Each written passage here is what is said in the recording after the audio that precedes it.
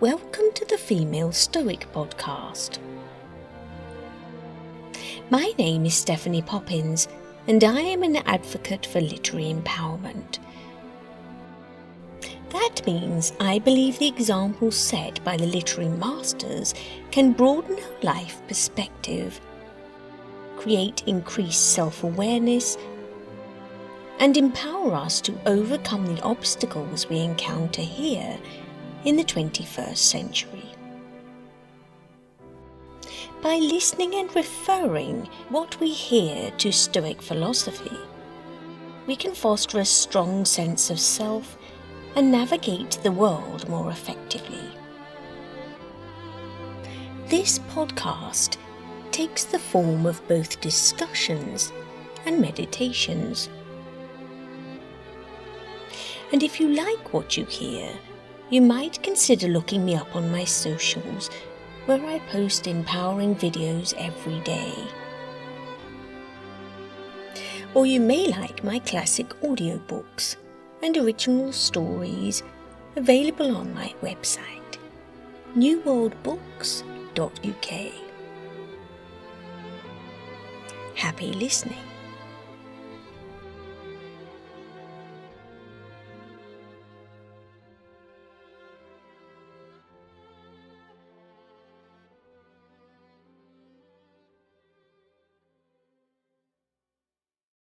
Hello, and welcome to episode 47 of the Female Stoic podcast. Today's episode is entitled Societal Expectation in Room with a View, and we are looking at the materialism and, in fact, the move away from materialism depicted in this book by E M Forster. In Room with a View, societal expectations act as a gilded cage. This metaphorical situation that's superficially attractive or luxurious from the outside looking in, but ultimately very confining. Lucy, our protagonist, is seeing the world, expanding her horizons, as it were, by visiting a Mediterranean country. Yet this freedom is juxtaposed with the societal expectations of Edwardian British society. Her familiarity with comfort, wealth and privilege have become here the very thing they are meant to oppose: restriction, expectation, intimidation and coercion. Forster's ironic take is here, I argue, as sweet as Oscar Wilde's in The Importance of Being Earnest, albeit written years later. Forster was, of course, deeply influenced by Oscar Wilde, being only 10 years old when Wilde was incarcerated, and we can see similar literary thematic takes here. So if you don't know the story, check out my playlist on Insight Timer, and we are updating the chapters each week there.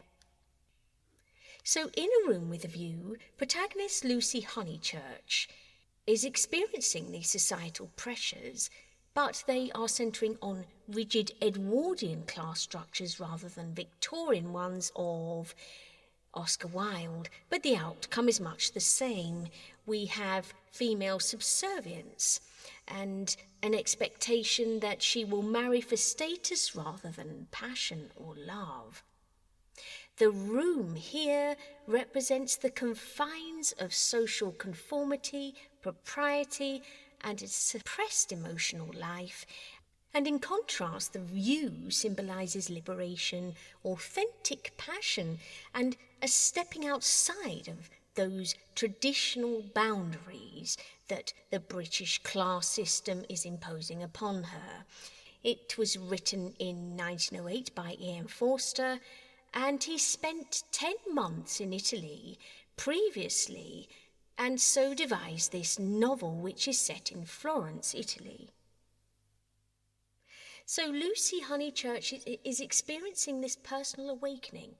She must choose between a stifling socially acceptable fiancé, and a passionate, unconventional free spirit. The story is divided into two parts. The first part sees Lucy's travels in Italy, and the second part turn to England. In part one, Lucy and her older, uptight cousin, Charlotte Bartlett, arrive at a Florentine pension, expecting rooms with a view of the River Arno, but are given a courtyard view instead. Then they meet the bold working-class Mr. Emerson and his passionate son George, who kindly offered to swap rooms with them, causing a stir among the snobbish British guests. During her trip, Lucy experiences two life-altering moments with George. He impulsively kisses her in a field of violets, and they later witness a sudden violent death in the public square. Terrified by this raw passion and breach of social etiquette, Charlotte quickly whisks Lucy away to Rome.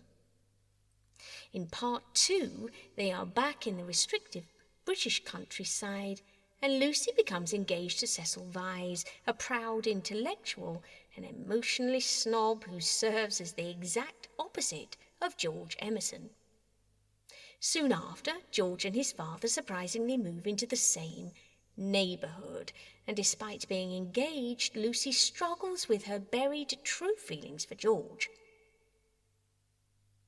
So this is about Lucy's journey, if you like, to emancipation from societal expectation.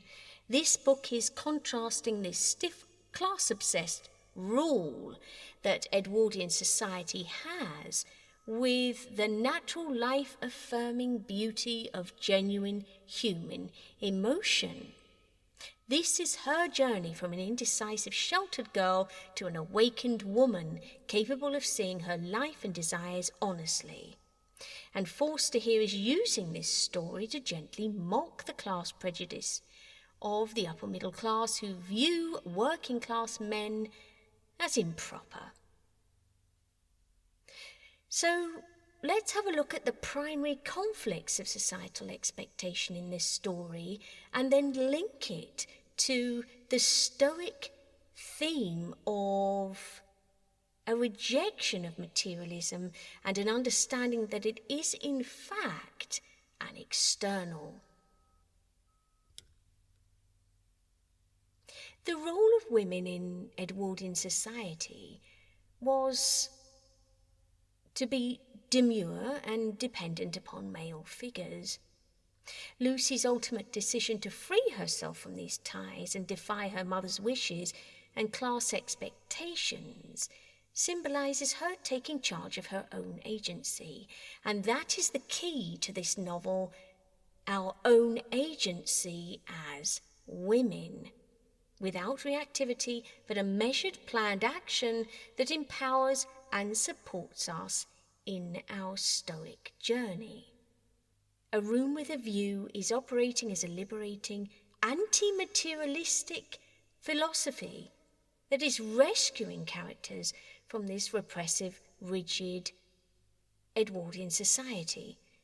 It is personified primarily by the Emersons, father and son, who are prioritizing natural truth, emotional honesty, and presence over societal politeness and material wealth. And I argue here, an obsession with this perceived stability that wealth apparently brings is in fact fear-based and reactive.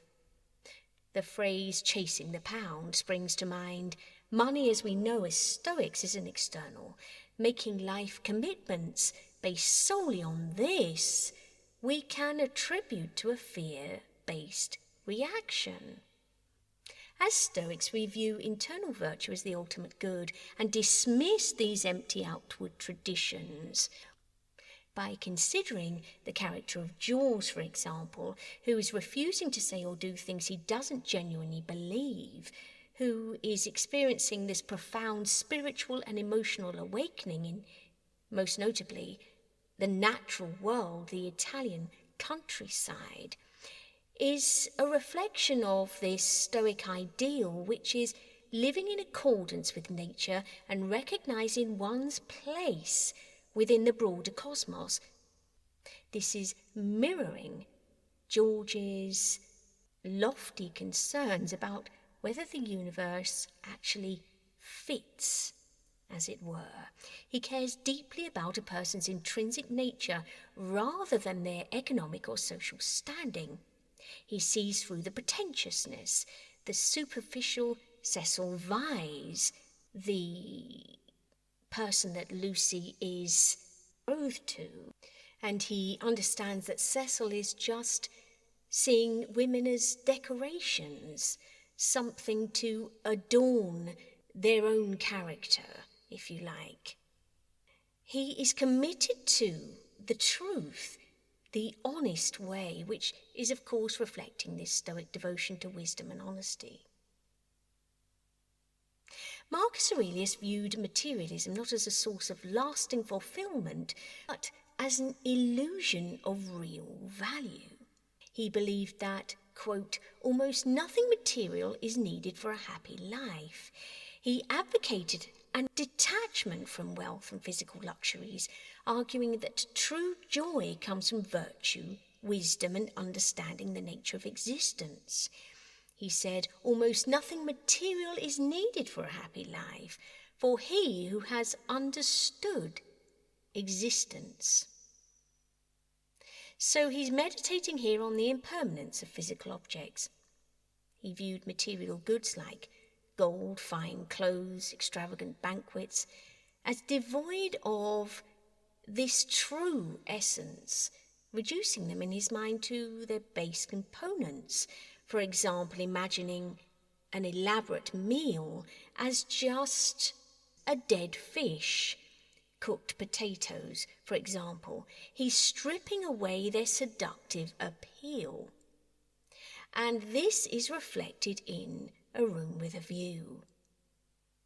If we look at the underlying principles of things, if we strip away the body that acts as their container and just observe the essential nature of things, if we consider the time span for which it's destined to exist, we can so understand the true value, the hierarchical importance of each thing we are experiencing.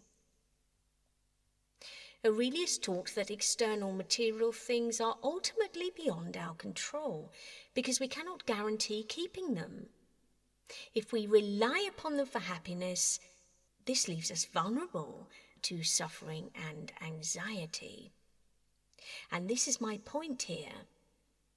If Lucy, in fact, is to marry Vyse in order to placate her mother and so financially secure a place in society for herself, she is in fact overstating the value of something that is an external. Wealth, as we know, does not equal worth.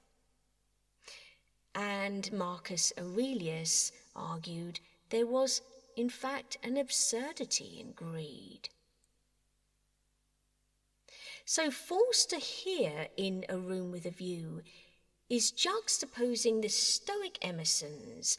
In this way they are Stoic because they are embracing the true, honest nature of things. He's juxtaposing that against the repressed English characters of Lucy Honeychurch's family. Figures such as Cecil Vyse and Charlotte Bartlett embody the exact opposite of Stoicism. They're slaves to the opinions of others. They are slaves to social propriety and artificial appearance. While the Edwardians used manners to hide their genuine feelings, the Emersons' blunt honesty here is portrayed as somewhat jarring, but at the same time deeply honest and a true reflection of what it means to be human. If we look at the title, Room with a View, it is itself a Stoic metaphor, I argue, because it represents this broad, clear and unobstructed perspective on life, seeing things for what they are rather than what society dictates. The room is British society and all its constraints. The view is everything else, the true order or nature of things. And ultimately, Forster is using his characters to argue that one must be honest with oneself. He said, "The characters seem more alive to me than any others I have put together." And he later commented that he admitted to caring for Lucy. And I must add here that it's important to qualify this, as I do with all male authors, this being the female Stoic, and usually I'm speaking about female authors. But I'm featuring the significant male authors on this podcast by remembering that they are in fact celebrating and highlighting a woman's plight and her ability to make choices outside of that. This is the key, an understanding of how women may empower themselves despite the weight of social expectation and adversity. And I make no bones about it, this is still happening, albeit in a different way. Hence the need for an education-based podcast that seeks to equip us with the tools to stoically survive. So let's take a look at our journal task for today and how we can relate this to our life. Today in our journals, I want you to list the top 5 material things that you use every day.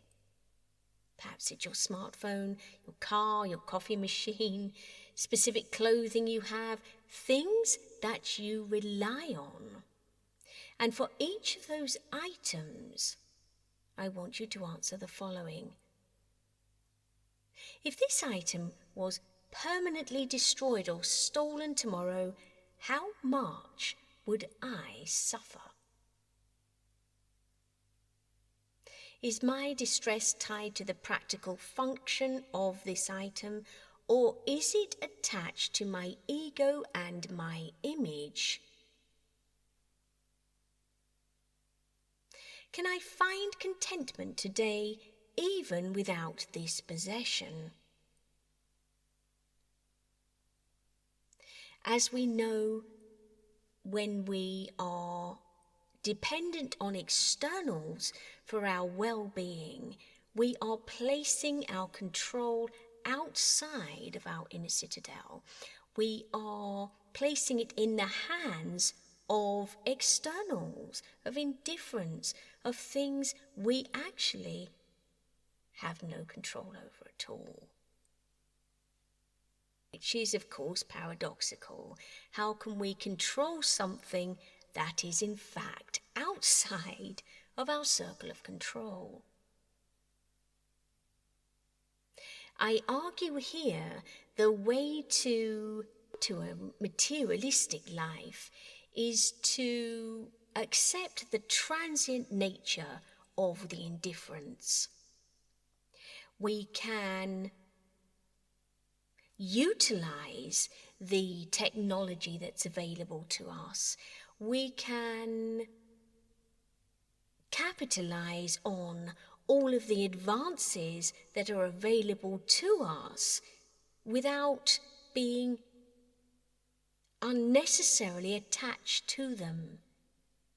We can detox and detach ourselves from those regularly in order to gain an understanding of where we are in the true nature of things, and appreciate that these external materialistic things are accessories, but are indifferents.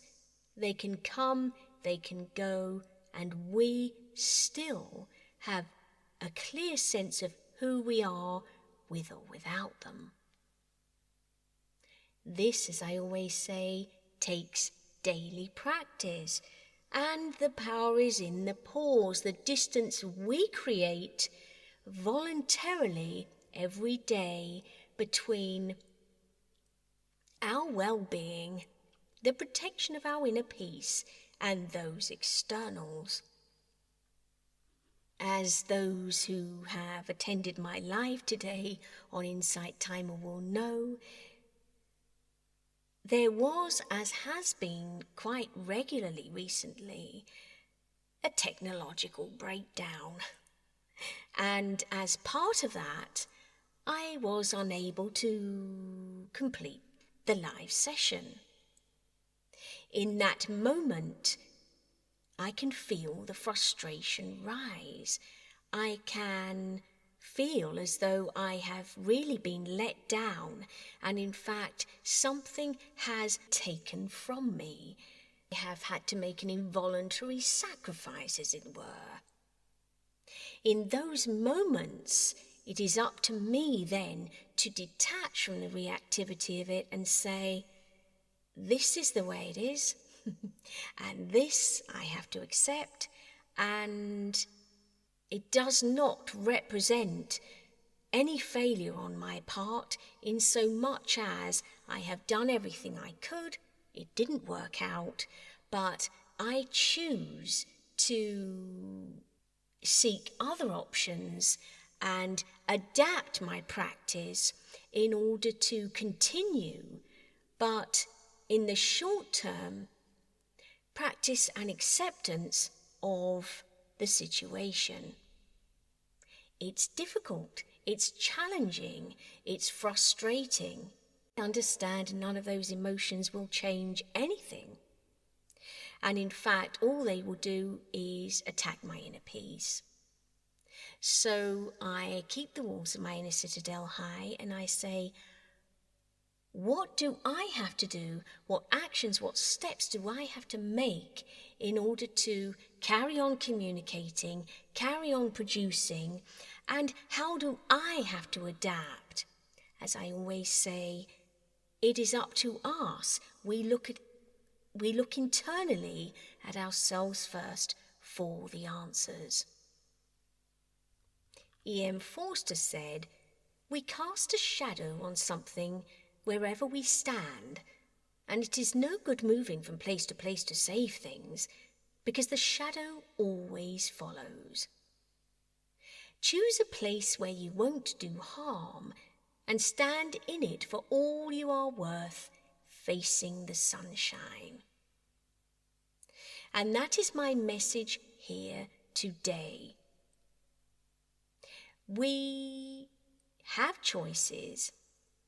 At times they are limited, but we still have choices. And what it is up to us to do is to gain as much knowledge as we can so that we have more choices. Thanks for listening, and I'll see you next time. Hey, Stephanie here. Thank you for listening to the Female Stoic podcast. It is an honour, and I just want to say I really appreciate you being here. It's amazing the power of women in literature and the Stoic messages they have to share. Please, if you can, return the favour by spreading their words and sharing this podcast far and wide, so more of us can benefit from their wisdom.